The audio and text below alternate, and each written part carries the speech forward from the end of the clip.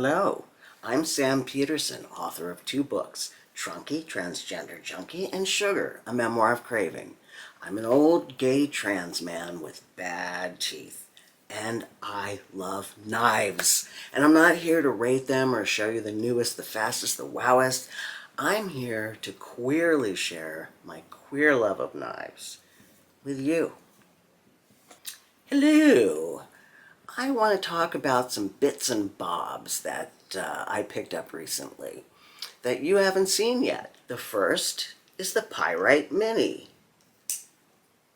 Tada! I'd like to preface this by saying firstly, I did not care for the Pyrite at all, and I bought several variations. And secondly, I happen to love small knives. And this one is in a colorfully anodized blue aluminum. Why can't I open it today? I'm so glad I chose this color. It's so upbeat. There's a terrific little giant mouse knife that reminds me of this one. It's called the Riv, which you can get for $235, or almost 5 times as much as this mini Pyrite costs. I'm not saying it's not worth it. I'd totally pick up a Riv if I had that cash, especially this version, the Carryology exclusive. Check that out. Of course, a lot of knives look like a lot of knives. It's dangerous territory when we begin accusing one another of purloining the other one's knife design. I say this because I was just watching Stasa23, Knife Therapy's channel, and he just posted a video about 10 knives he would buy again.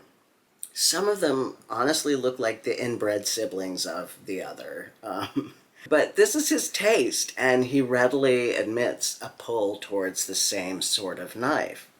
In my collecting, I've tried to be deliberately, conscientiously diverse in my choice of knife blade shapes.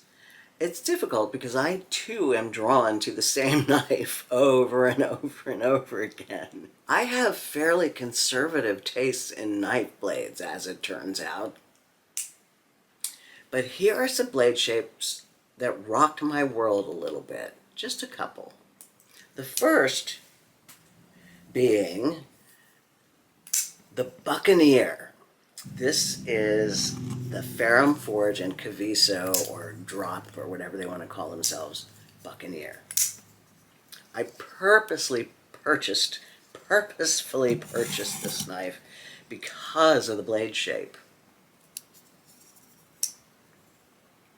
It really does look like a pirate's cutlass. Here's the thing though, it's not merely a gimmick. This thing is a beast.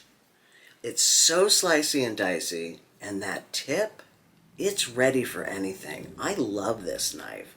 It's one I've actually carried. The second, and most stunning, I think, is the Kunwu Django. Now, I just got this in stone-washed gray titanium with diamond milling. It's got absolutely no billboarding on the blade whatsoever, which is both a treat and a trick because, hey, what's that steel again? Okay, so I looked it up, and it is Elmax, which just delights me. I love that name, Elmax. It's like Elmer and Maximilian combined. 2 great names. Or it could be like a Mexican luchadora, El Max. No. Whatever they've done to this knife, they have coated the hell out of it. It feels almost sticky, this wash. It looks kind of like it wants to be scuffed up. So I may have made a bad choice in that regard. But like all Kunwus, it is above and beyond in machining. When you buy a Kunwu blade, you're not getting the most aesthetically pleasing knife, but you are buying absolute quality in form and in function. These are super, super well-built knives. I happened to get this one in pre-order, so it was way cheaper too, making this knife a really spectacular dream of a deal. It is quite heavy, however, but that doesn't really bother me. It would have to be a brick to bother me, and this one almost is a brick. Remember that Transphobe's knife I had? No? When I first began collecting, I found what looked like a tremendous deal on Way of Knives' used knife page. They often have some really interesting blades there. So I found this knife. It was custom, and it was cheap for a custom knife. I mean, it was an amount that definitely stretched my personal budget, but I felt at the time it was worth it. Like, when am I going to get this opportunity again?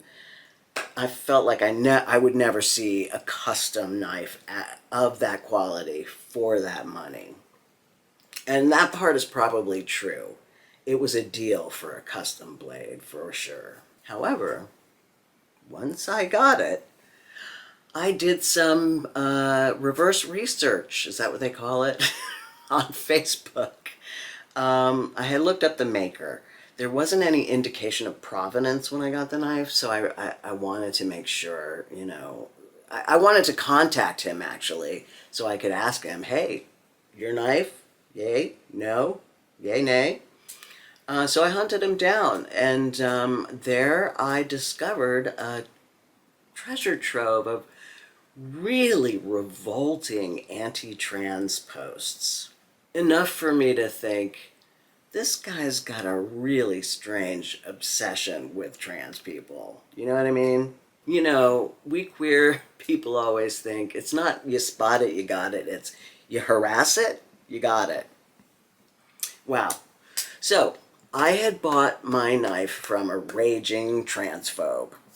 Awesome. Good job, me. We did communicate without me outing myself, and he said that he was, quote, glad that a real knife enthusiast like me had purchased his knife, or something like that. Ah! The moral of the story is, I have been trying to sell this goddamn knife for 6 months now. And it finally sold. Yay! That can cover the rest of my knife debt. Knife lifers know of which I speak. I quickly looked over the other weird blades I have, and the rest are sort of more or less variations on the cleaver. A lot of that. I do love a cleaver knife. The mini sheepdog is just so good, and the Towser that I have in Syrah is a wonderful blade.